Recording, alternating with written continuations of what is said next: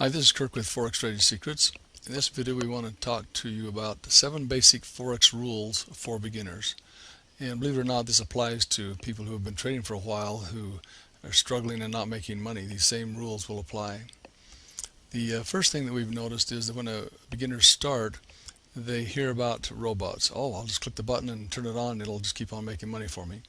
Well, after the people have sold a few of those and they work for a little while, they generally stop working. We've never seen the one that continues to work because it was programmed to do a certain thing when the market was moving in a certain direction or doing a certain thing, and as soon as the market changes, then the robot stops working, and then you either lose your money or you quit making money, and so it becomes a big frustration. The next thing is less is more. Information overload makes us worse traders. One of the main basic tools you need to have is to be able to spot a 5-alarm trade. This is going to be your high probability trade. Would you agree that this is a good place to be trading? Yes, there are a lot of 5-alarm trades going here. Not so many in here. It's too choppy. Any 5-alarm trades here? Yes, there are. There are some more here. There are not 5-alarm trades there.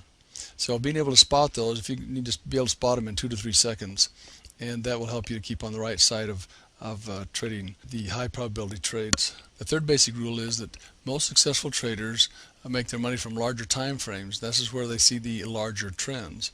So you can see, and this is a 4-hour chart, there was a nice move here. There were signals up in this area to tell you that that was a possibility of taking a good trade. So we move to a smaller time frame. Yes, that would be a little bit easier to trade on this 1-hour time frame. And there are 5-alarm trades in here, as we've talked about before. Number 4 is don't look at the smaller time frames. Let me show you why you may want to move away from the smaller time frames. Let's go to this 30-minute. Okay, that's not too bad. You get 15, same period. Yeah, you can still trade it, but it starts getting choppy right in here, and you'd be in and out and be taking only a few pips. Now let's look at this on a 5-minute. This is the same time frame. Look at that 5-minute. That would be awfully hard to trade. A lot of pressure.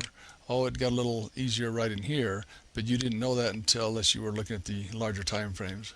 So back to the 4-hour time frame, that is the major trend, and maybe the 30-minute and the 1 hour would be about as small as you want to go. You could trade this very successfully on the 1 hour.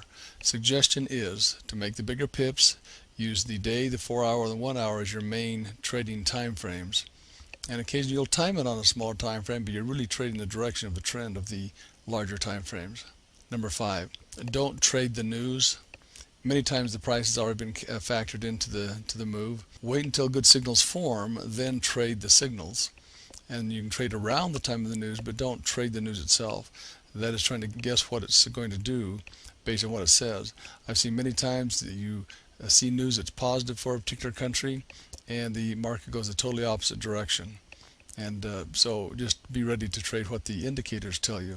Trade what you see, not what you think. Learn to read the market. Don't overthink things. This can be one of the biggest problems for many traders, where they overthink. Instead of saying, okay, there's a 5-alarm trade, enter. Or there's a 3-alarm trade, better stay out. You don't have to think much more than that. But find the trend on the larger time frame and go from there. Number 7. Now your exits are more important than your entries. An exit comes about with good money management, and learn how to manage your trades, and then be willing to close a trade, whether it's a winner or a loser. Closing a winning trade and maybe making 10 less pips is a better deal than closing a losing trade and taking a 10, 20, 30, 40, 50 pip loss because you didn't know when to get out. You wanted it to come back. So those are the 7 basic Forex rules for beginners. Don't use robots. Less is more. Successful traders make money in larger time frames and trends. Don't look at small time frames. Don't trade the news. Trade what you see, not what you think. And your exits are more important than your entries. Hope this is of help to you. So this is the 7 basic Forex rules for beginners, and there are other rules as well, but these will really get you headed in the right direction.